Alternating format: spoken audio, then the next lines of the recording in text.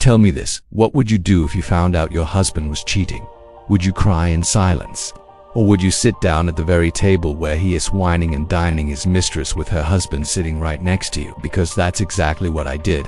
And let me tell you, the look on their faces, absolutely priceless.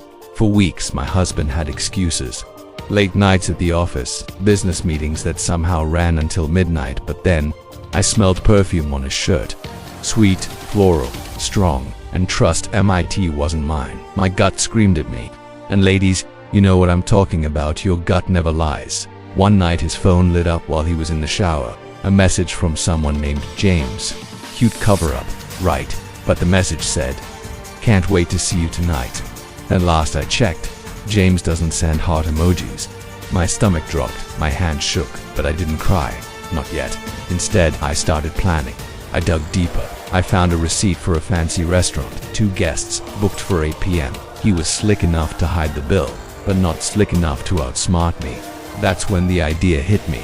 Guess who called the restaurant and booked the table right next to us? Me. But I wasn't about to go alone. Oh no, if he was going to betray me with someone else's wife, then her husband deserved to know the truth too. I tracked him down, David.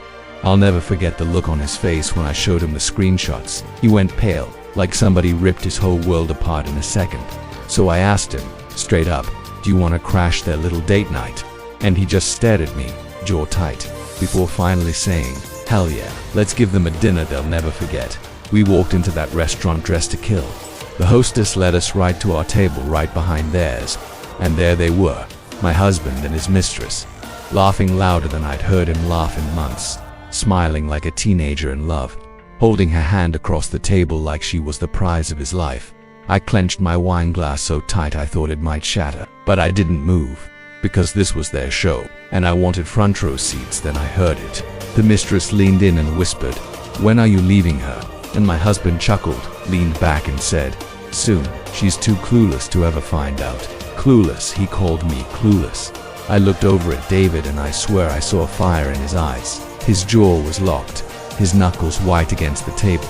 But we waited. We let them dig their grave deeper. And then, just as my husband leaned in to kiss her, David and I stood up. We dragged our chairs and sat down right at their table. Boom. The whole restaurant went dead silent. You could hear forks drop. People stared. I leaned forward, smirk on my face, and said, "Wow, small world, huh? Care to introduce us to your business partner?"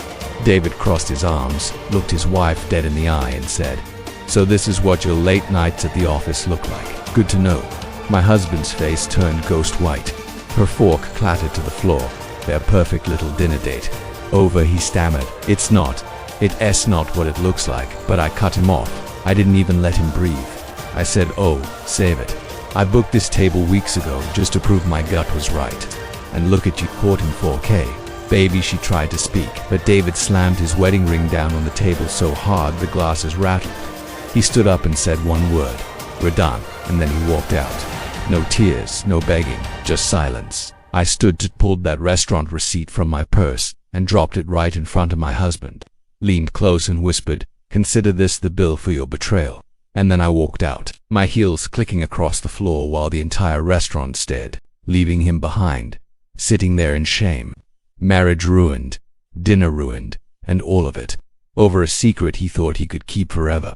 So tell me, if it were you, would you crash that dinner like I did, or would you walk away quietly and let karma do the job? Drop your answer in the comments, because part 2, it gets even messier.